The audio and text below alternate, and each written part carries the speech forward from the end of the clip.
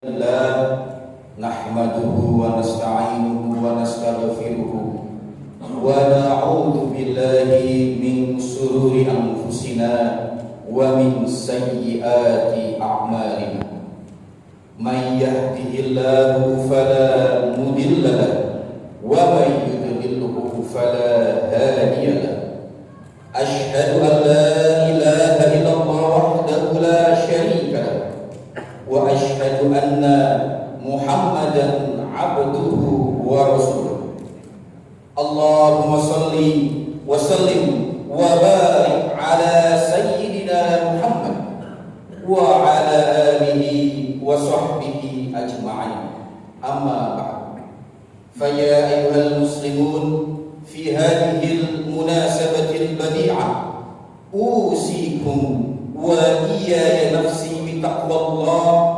وطاعته لعلكم تفلحون حيث قال الله تعالى في القرآن الكريم يا أيها الذين آمنوا اتقوا الله وقولوا قولا سديدا يصلح لكم أعمالكم ويغفر لكم ذنوبكم ومن يطع الله ورسوله فقد فاز فوزا عظيما وقال رسول الله في حديثه اتق الله حيثما كنت وأتبع السيئة الحسنة تمحوها وخالق الناس بخلق حسن.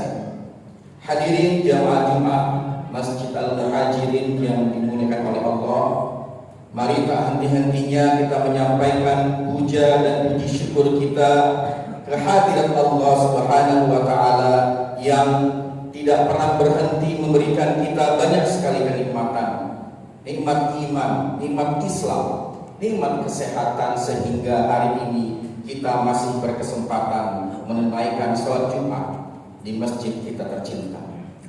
Sholawat dan salam mari kita limpahkan kepada junjungan kita, pemimpin kita, teladan kita, pemberi syafaat kita di yaumil qiyamah, Nabi mulia Muhammad sallallahu alaihi wasallam beserta keluarganya bersama para sahabatnya. Atas jasa beliau hari ini kita menjadi muslim yang baik dan menjalankan semua syariat Islam. Pada kesempatan yang mulia ini, khatib tak berhenti untuk mengajak diri sendiri dan para jamaah sekalian untuk selalu meningkatkan, mengoptimalkan, mengupgrade, mengakselerasi rasa takwa kita kepada Allah Subhanahu wa taala.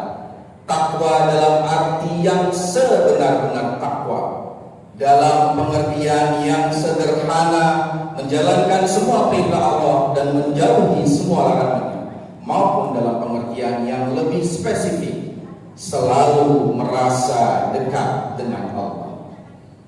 Pada kesempatan yang mulia ini, izinkan khatib menyampaikan khutbah dengan tema resep menghadapi krisis. Hadirin jamaah Jumat Al-Muhajirin yang dirahmati oleh Allah, kita sebagai bangsa baru saja keluar dari krisis yang besar, yaitu masa pandemi. Dan kali ini insya Allah kita sudah kembali beraktivitas normal, meskipun kita harus tetap menjaga protokol kesehatan. Namun belum lama masa pandemi berakhir, kita sudah menghadapi lagi krisis baru, yaitu krisis ekonomi. Tidak lama lagi, secara perlahan ekonomi kita akan menemui ujiannya. Barang-barang dan jasa akan naik seiring dengan kenaikan BBM belum lama ini. Sebagai manusia biasa, tentu mungkin dan manusiawi jika kita mengeluh dan bergumam, mengapa cobaan terus datang, mengapa krisis demi krisis terus datang, seolah-olah isi kehidupan ini hanyalah krisis dari satu ke krisis berikutnya. Mengapa ini terjadi?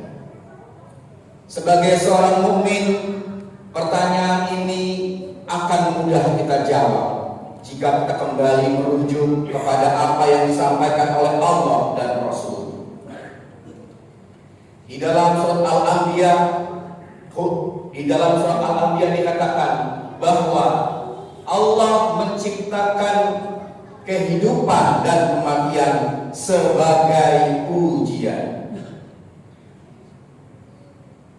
Allah menyampaikan liyabluwakum bisyarri wal khairi fitnah wa ilaina turja'un. Sesungguhnya aku menciptakan kehidupan dan kematian sebagai cobaan. Lalu mungkin kita juga bertanya, mengapa Allah selalu mencoba kita? Mengapa Allah seolah tak pernah memberikan kesempatan kita untuk senang? Cobaan satu menuju cobaan berikutnya. Allah berkata bahwa cobaan-cobaan itu gunanya adalah liyabluwakum ayyukum ahsanu amal. Allah ingin melihat bagaimana amal-amal kita. Allah akan menguji kita dalam semua keadaan, baik dalam keadaan baik maupun dalam keadaan yang buruk. Maka cobaan-cobaan itu harus kita jawab dengan amal terbaik kita yang kita persembahkan kepada Allah. Hadirin jamaah Jumat Al-Muhajirin yang dirahmati oleh Allah, kembali kepada krisis tadi. Resep apa yang bisa kita lakukan untuk menghadapi krisis tersebut?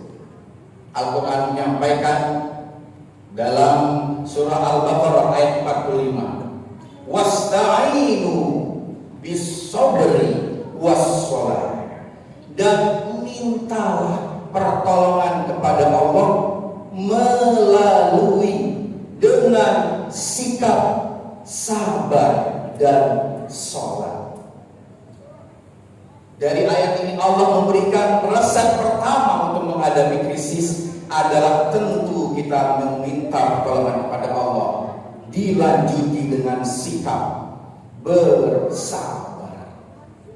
Sabar dalam menghadapi segala keadaan, dalam suka maupun duka. Ada banyak sekali tafsir tentang kesabaran ini. Imam Al-Ghazali membagi kesabaran menjadi 3. Sabar dalam menjalankan perintah Allah, mengerjakan semua perintah-perintahnya, berbuat baik. Yang kedua, sabar menjauhi semua larangan-larangan Allah. Dan yang ketiga adalah sabar menghadapi cobaan. Sabar juga bisa kita artikan sebagai sebuah ikhtiar kita, upaya manusiawi kita untuk mengikuti hukum-hukum dan hubungan sebab akibat yang terjadi dalam kehidupan duniawi ini. Sebagai contoh, bila seorang pelajar, bila seorang mahasiswa ingin pandai, tentu dia harus belajar. Belajar menjadi tanda dari kesabaran, dan kesabaran ini menjadi resep untuk menghadapi krisis dan kesulitan. Jika ada seorang pengusaha yang ingin sukses, pengusaha ini harus bersabar, dan tanda-tanda dari kesabaran itu adalah mengikuti semua hukum-hukum yang ada di dunia. Dia harus menyiapkan modal lahiriah maupun batiniah. Dia harus membuat perencanaan, dia harus membangun relasi, dia harus membentuk jaringan promosi, dan seterusnya, hingga dia sukses menjadi seorang pengusaha. Maka sabar kita artikan sebagai ikhtiar, sebagai perjuangan, bahkan sebagai jihad. Lalu resep yang kedua adalah wasta'inu bis-sabri was-shalah. Sholat. Jika tadi sabar ruang lingkupnya adalah soal-soal keduniawian, mengerjakan hukum-hukum yang ada di dunia, sholat adalah ruang lingkupnya adalah unsur-unsur keakhiratan, di mana kita langsung berhubungan dengan Allah melalui sholat. Aqimis sholat lidzikri, tegakkanlah sholat untuk mengingatku. Kita sudah paham dengan sangat baik bagaimana apa saja manfaat-manfaat dari sholat. Sholat tanha 'anil fahsya'i wal munkar, mencegah perbuatan buruk dan munkar. Sholat juga sebagai pembersih hati. Bahkan sholat 5 waktu yang kita kerjakan antara sholat satu dan sholat berikutnya adalah sebagai penggugur dan penghapus dosa-dosa yang kita lakukan di dalamnya.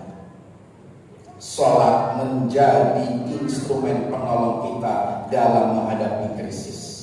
Maka jika kita hari ini sedang berada dalam keadaan yang kurang beruntung, jika hari ini kita sedang galau, sedang gelisah, sedang cemas, sedang kebingungan, sedang kehilangan arah, maka kita kembali kepada Allah melalui resep yang kedua, yaitu tegakkanlah sholat, kerjakanlah sholat, penuhilah sholat yang 5 waktu, subuh, zuhur, asar, maghrib, isya. Bila berkesempatan, bila memungkinkan, kita tambah lagi dengan sholat-sholat sunnah, sholat ba'diyah, sholat qobliyah. Kita tambah lagi dengan sholat duha, kita tambah lagi dengan sholat tahajud, kita tambah lagi dengan sholat hajat, atau bahkan kita tambah lagi dengan sholat mutlak berpuluh-puluh hingga beratus-ratus rakaat untuk mendekatkan diri kita kepada Allah. Resep yang pertama bersabar, resep yang kedua melaksanakan sholat. Kedua resep ini dilengkapi, disempurnakan oleh resep yang ketiga, yaitu wa innaha lakabiratun illa 'alal khashi'in, dan sesungguhnya sholat itu sebuah pekerjaan yang berat kecuali mereka-mereka yang telah khusyuk. Maka resep ketiga adalah khusyuk.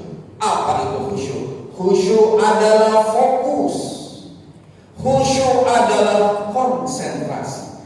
Khusyuk adalah menghayati. Berarti dalam menghadapi segala persoalan-persoalan hidup, kita harus sabar, kita harus senantiasa berdoa, dan kita harus fokus menyelesaikan masalah kita satu demi satu. Kita urai satu demi satu. Kita urai ujung penyebabnya, hulu hingga hilirnya. Kita cari alternatif jawaban dari masalah. Kita ajak orang-orang yang bisa membantu kita. Kekhusyuan, fokus, konsentrasi juga bisa memusatkan kita kepada apa yang kita lakukan dan memisahkan kita, menghindarkan kita dari hal-hal yang tidak penting.